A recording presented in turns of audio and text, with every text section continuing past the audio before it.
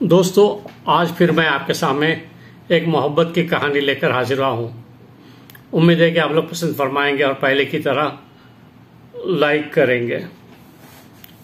इस कहानी का उन्वान है रफ़ाएलो, रूसी और ओक ट्री।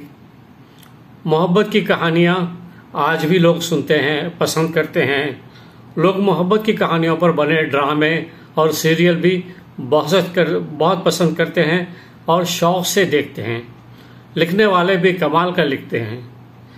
घड़ी हुई कहानियों में भी इस कदर हकीकत का रंग भरते हैं कि किरदार अमर कर देते हैं और लोगों के दिल व दिमाग पर ये किरदार नक्श हो जाते हैं और बरसों याद रहते हैं। एक ऐसी ही मोहब्बत की कहानी आपको हमेशा याद रहे जो कोबो सीरीज़ में रफ़ी और रफ़ाएलो एक ही हैं, वही इस कहानी की उपज है।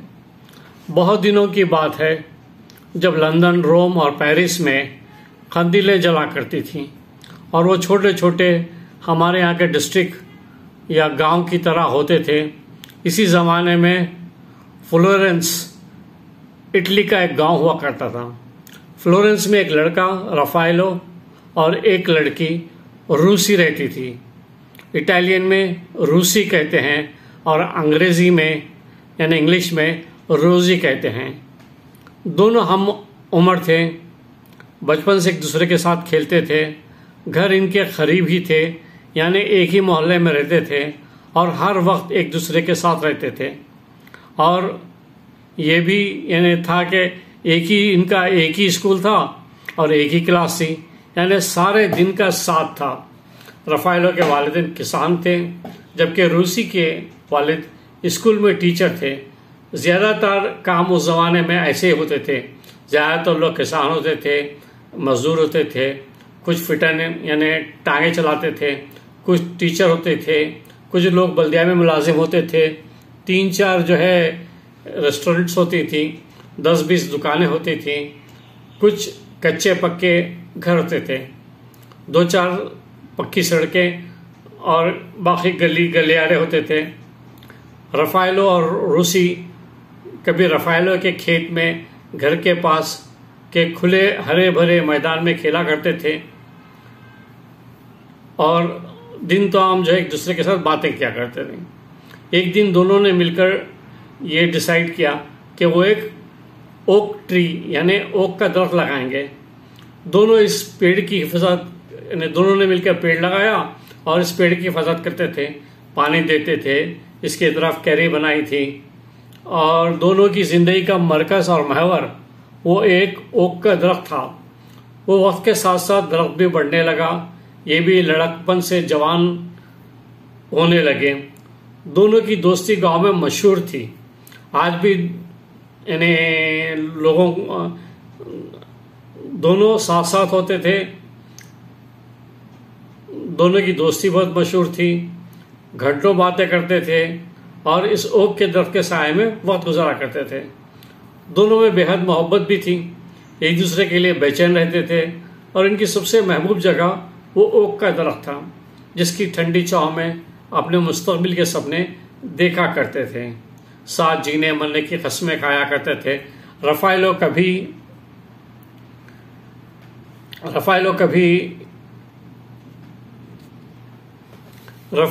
कभी रूसी से पूछा करता था, मेरी हद है कहाँ तक? रूसी कहती थी, मेरे दिल तक। फिर कहती थी, हंसती थी, कहती थी, कोई लिमिट नहीं है, कोई बाउंड्री नहीं है। इस प्यार मोहब्बत की बातों और रोज़मर्रा की मसरूफियात में इन दोनों का वक्त गुजरता रहा। लेकिन इनको क्या पता था कि वक्त बड़ा बेरहम और जालिम होता है। एक दिन रूसी के वालिद ने बताया कि इनका ट्रांसफ़र रोम हो गया है। इनको गवर्नमेंट ने बहुत बड़ी पोजीशन पर एजुकेशन मिनिस्ट्री में यानी वज़ारत तालीम में इनका ट्रांसफ़र किया है। ये खबर दोनों के लिए सानहे से कम न थी। बिछड़ने के गम से दोनों बेचैन थे और अब उनका वक्त और ओक का दरख्त था, यानी सारा दिन वो लोग ओक के दरख्त के नीचे रहते थे और बातें करते थे। घंटों बातों करते थे। वो दिन भी आया जब इनको बिछड़ना पड़ा। सारा गांव साइकिल और दूसरे कार्ट पर सामान उठाए पैदल रूसी की फैमिली को छोड़ने बस स्टॉप पर आया है। इसी ज़माने में, यानी उस ज़माने में बस स्टॉप और रेलवे स्टेशन 1-8 किलोमीटर दूर पर होते थे। 1-8 किलोमीटर पर होते थे और दिन में 4-5 बसें आती थी। लोग यहाँ तक के बसों को देखने बस स्टॉप जाया करते थे। जिस बस के टाइमिंग सारे गांव वालों को पता थे। सब गांव वालों ने रो रो कर विदा किया। रूसी भी खूब रो रही थी, मगर रफाएलो खामोशी से सोच रहा था कि आगे क्या होगा, कैसे वो रूसी से मिलेगा, कब मिलेगा, जब रूसी से मिलने रोम जाएगा तो क्या बोलेगा, क्या बात करेगा। दोनों में ओक के दरख्त के तले बहुत अहद व पैमा हुए थे, वादे हुए थे, एक दूसरे को खत लिखने और ना भूलने और याद से अपना ख्याल रखने के एक हस्मे वादे खाए गए थे। जाने के बाद रूसी के खत, यानी जाने के बाद वो वादे, वो खस्मे, वो वफा भी हुए थे, यानी पूरे भी हुए थे। जाने के बाद रूसी के खत 2 या 3 दिन में आ जाते थे और इधर रफाएलो भी बेचैन रहता था। जैसे ही खत आता था फौरी जवाब देता था। वो रफाएलो बेचैन था कि कब उसकी पढ़ाई ख़त्म हो। वो फौरी पढ़ाई के बहाने रोम भागे। फ्लोरेंस से रोम तकरीबन 180 माइल के फासले पर था। रफाएलो की पढ़ाई ख़त्म हुई तो इसके वालिद का ख्याल था कि वो खेती बाड़ी में लग जाए। उस ज़माने में पढ़ाई का इतना हुआ नहीं करता था, इसलिए वालिद चाहते थे कि रफाएलो भी उनकी तरह खेती बाड़ी में शामिल हो और खेती बाड़ी करें।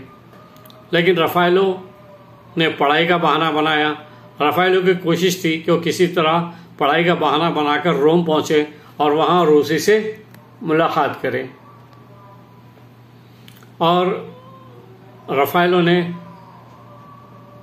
को तो रूसी के पास जाना था। रफाएलो ने रूसी के वालिद की मदद से रोम के एक कॉलेज में एडमिशन ले लिया और वो रोम चला गया।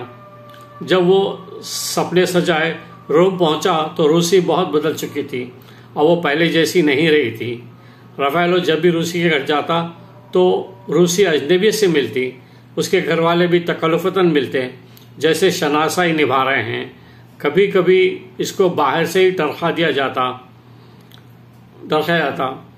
रूसी के अब रफाएलो के अलावा भी बहुत सारे दोस्त बन गए थे। अब वो एक बड़े कॉलेज में पढ़ती थी। इसके वालिद का शहर के मौजूद लोगों में शुमार होता था। एक दिन रफाएलो ने हिम्मत जुटाकर रूसी को रेस्टोरेंट में अकेले मिलने की दावत दी, जिसको रूसी ने बखुशी कबूल कर लिया। यानी डेटिंग, आज जैसे हम कहते हैं डेटिंग कर रहे हैं, तो डेट के लिए कबूल कर लिया। रफाएलो की खुशी का कोई ठिकाना नहीं था। इसने रूसी को ओक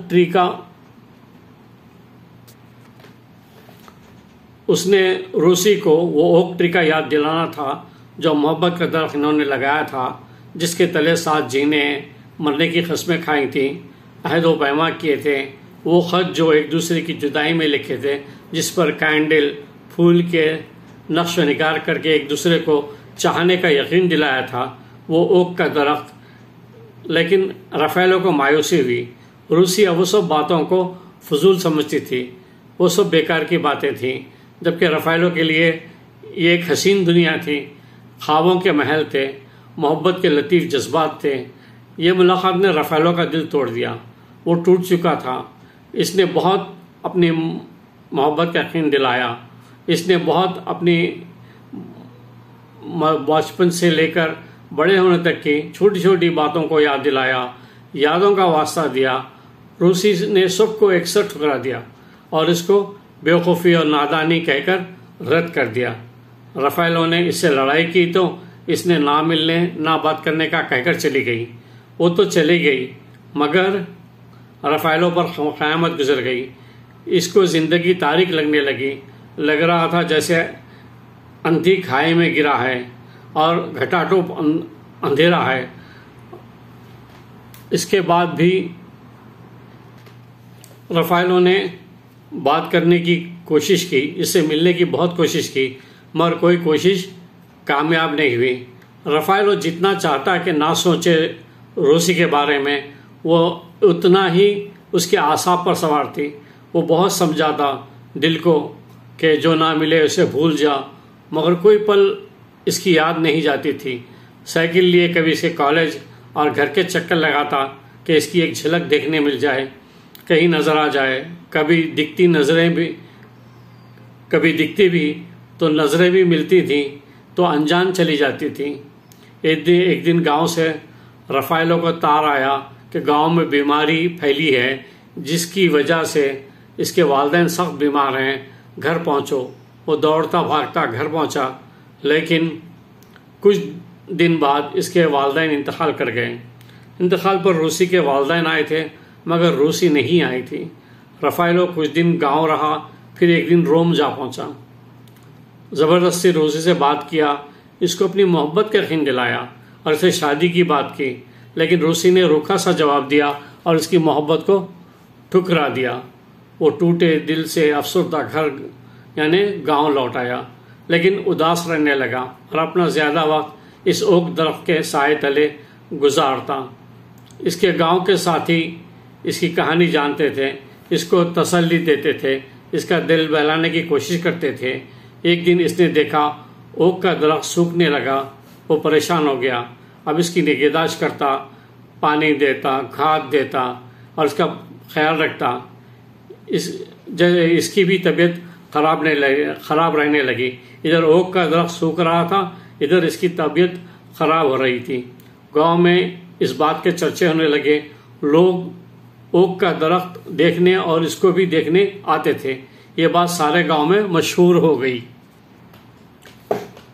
एक दिन लोगों ने देखा ओक के दरख्त पर कोई पत्ता नहीं रहा, बिल्कुल सूख गया है। इसी दिन लोगों ने देखा रफ़ाएलो अपने घर में बिस्तर पर मुर्दा पड़ा था। वो दुनिया छोड़ गया था। उसके साथ ही दो सहबाब ने, गांव के लोगों ने रफ़ाएलो को उस ओक के दरख्त के नीचे दफन कर दिया। वक्त गुजर गया।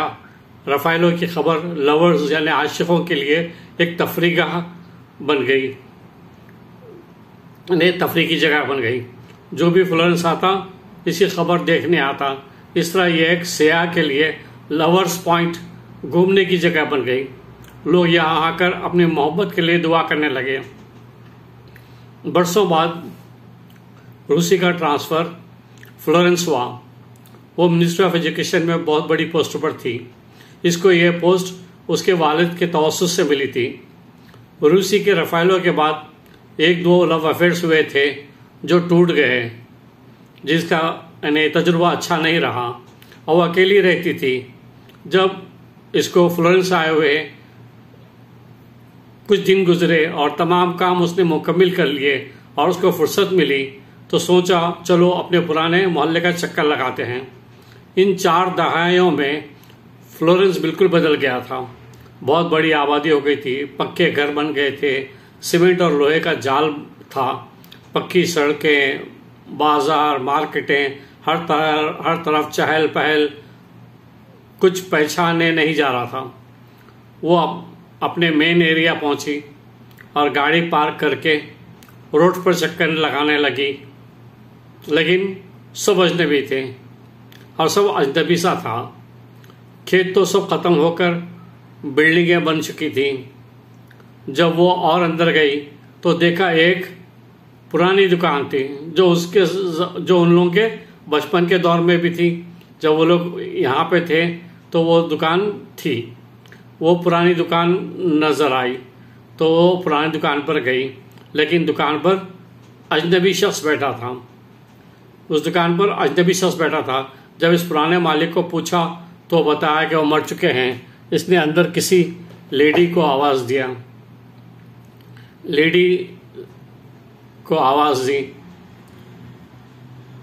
अंदर से लेडी आई, बात की तो लेडी नाम वगैरह पूछने के बाद वो रूसी को पहचान गई। वो रूसी की क्लासमेट थी। आनन फानन में यह खबर जंगल की आग की तरह मोहल्ले में फैल गई। इसके कई दोस्त जानने वाले भी आ गए। सबको रफ़ाएलो के लव रूसी को देखने का जुनून था, यानी सबको रफ़ाएलो के मोहब्बत को देखने का जुनून था। रूसी को भी रफ़ाएलो की ज़िंदगी के बारे में इसके हमअसर दोस्तों ने बताया, तमाम बातें इसको बताई। सुबह से शाम हो गई इसी उसमें। रूसी के दोस्तों ने इसको अपने घर रोक लिया। रूसी रफ़ाएलो के खबर पर गई, फ्लावर्स चढ़ाए। नौजवान रूसी पर गुस्सा थे। वो कहते थे कि रूसी जो है रफ़ाएलो की कातिल है। इसने ही रफ़ाएलो को धोखा दिया और यही रफ़ाएलो की कातिल है। और इसको दोषी और मुजरिम ठहरा रहे थे। कुछ लोग रूसी का दिफा कर रहे थे। वो बता रहे थे कि जो है जब की बात और थी, जब जाने के बाद वहाँ की बात और थी, वहाँ के हालात और थे। कुछ लोग रूसी का दिफा कर रहे थे, लेकिन कुछ लोग रूसी से नाराज थे। रूसी रात अपने दोस्तों के पास रुक गई। सुबह सुबह एक शोर था। रूसी ने जब पता किया तो पता चला कि ओक के सूखे दरख्त पर कोपल फूट के ताज़ा नए पत्ते निकल आए। सुना है रूसी को भी मरने के बाद उसी ओक के दरख्त के नीचे रफ़ाएलो के साथ दफनाया गया है। आज वहाँ उन दोनों की खबर के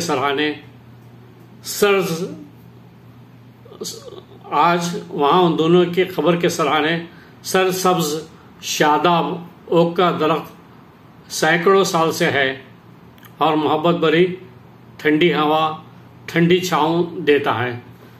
थैंक यू वेरी मच। अपने ख्यालात का इज़हार फरमाएं, कमेंट्स करें। Thank you.